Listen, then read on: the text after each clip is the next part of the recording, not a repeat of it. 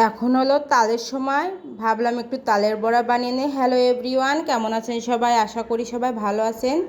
এখানে দেখুন আমি তালের রসটা বের করে নিয়েছি গুঁড়ো দুধ, নারকেল, চিনি। আর এখন আমি এখানে দিয়ে দেব চাউলের গুঁড়া 2 চামচ এবং আটা বা ময়দা 1 চামচ।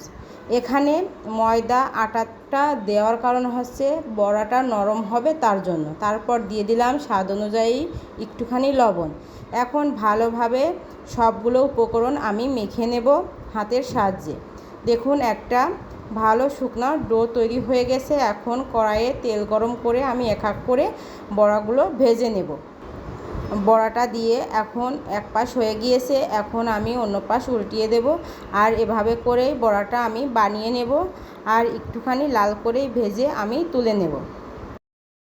আপনারা এভাবে করে তালের বড়া বানিয়ে খাবেন।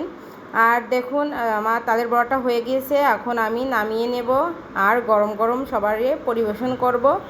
আজকের এই তালের বড়ার রেসিপিটা আপনাদের কাছে কেমন লাগলো অবশ্যই কমেন্টস করবেন আর ভাই বোন হেসেলের পাশে থাকবেন।